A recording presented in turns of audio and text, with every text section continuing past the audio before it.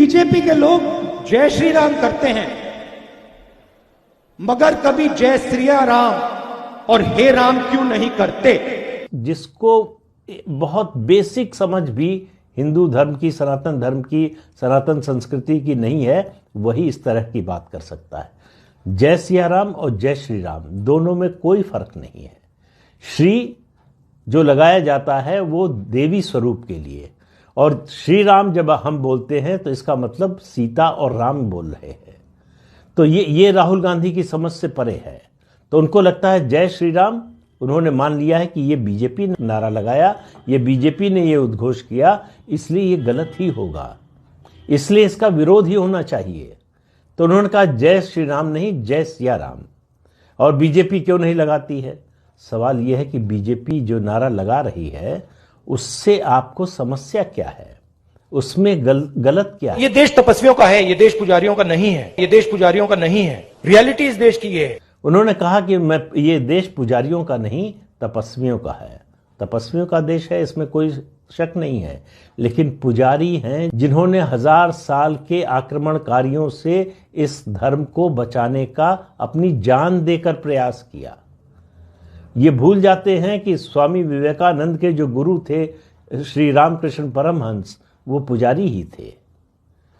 पुजारियों ने आक्रमणकारियों से अपने इष्ट देवताओं की मूर्तियों को बचाने के लिए अपनी जान दी है, अपनी जो है आहुति दी है।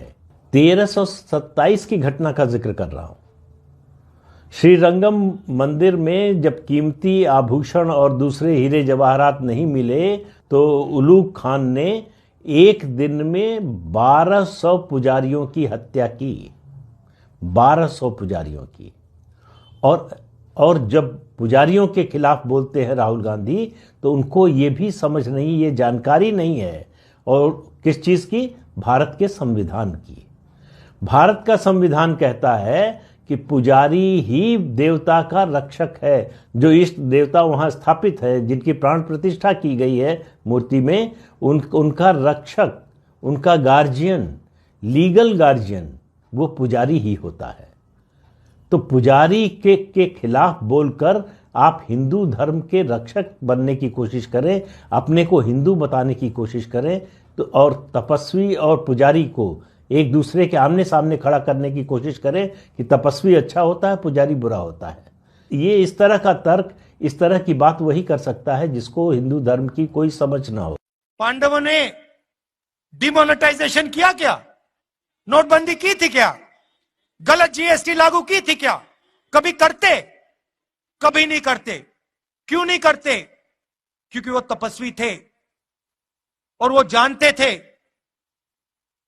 कि नोटबंदी, गलत जीएसटी, किसान बिल इस धरती के जो तपस्वी हैं उनसे चोरी करने का तरीका है। इस तरह से वो कौरव पांडवों का वो उदाहरण दे रहे हैं कि पांडवों ने क्या नोटबंदी लागू की थी, पांडवों ने क्या जीएसटी लागू की थी। अरे भाई, आप कुछ समझ की तो बात कीजिए, क्या बात कर रहे हैं? कोई पलटकर इसी जो है कुतर्क के आधार पर पूछे कि क्या पांडवों ने नसबंदी की थी, क्या पांडवों ने इमरजेंसी लागू की थी, क्या पांडवों ने 3500 सिखों की हत्या करवाई थी, तो क्या जवाब होगा आपके पास? और इसका मतलब क्या है? जीएसटी, नोटबंदी या सरकार के दूसरे फैसलों से कौरवों पांडवों का क्या मतलब है? तो ये इस तरह का उदाहरण, इस तरह का तर्क वही दे सकता है जिसको भारतीय संस्कृति सभ्यता की भी समझ नहीं है, जिसको महाभारत रामायण की समझ नहीं। ये आरएसएस वाले हर हर महादेव तो कभी नहीं कहते। आप देखो, नोट करो, कभी नहीं कहते। ये क्यों नहीं कहते? नहीं, मैंने सोचा इसके बारे में, क्यों नहीं कहते हर हर महादेव? क्यों नहीं कहते? नहीं, क्योंकि शिव जी तपस्वी थे और ये हिंदुस्तान की तपस्या पे आक्रमण कर रहे हैं, इसलिए हर हर महादेव नहीं कह सकते। उन्होंने एक बात और कही कि बीजेपी के लोग हर हर महादेव नहीं बोल सकते। अब आप सोचिए कि इस बात को इस देश में कोई मान सकता है क्या? बीजेपी के बड़ा से बड़ा विरोधी भी मान सकता है क्या? नरेंद्र मोदी के कार्यकाल में ज्योतिर्लिंगों के पुनरुद्धार का जो कार्यक्रम चला है वो आज तक इतिहास में उस तरह से नहीं हुआ। आप देखिए केदारनाथ धाम का जिस तरह से पुनरुद्धार हुआ, उसके अलावा काशी विश्वनाथ धाम का जो पुनर्विकास हुआ, उसके अलावा महालोक का जो पुनर्निर्माण हुआ, ये सब मोदी के कार्यकाल में हुआ है। और राहुल गांधी अगर ये साबित करने की कोशिश करें कि वो मोदी से बड़े शिव भक्त हैं तो कौन मानने को तैयार होगा? शिव भक्ति का कौन सा स्वरूप उन्होंने देखा है? वो हाथ दिखाकर कहते हैं कि जाइए भगवान शिव को पढ़िए। उन्होंने कभी कहा कि जाइए अल्लाह के बारे में पढ़िए, जाइए जीसस क्राइस्ट के बारे में पढ़िए? क्यों सारे उदाहरण हिंदू धर्म से देते हैं? क्यों और मजहब पंथ किसी से और उदाहरण नहीं देते? इस एजेंडे को समझिए। ये एजेंडा दरअसल हिंदू विरोधी एजेंडा है।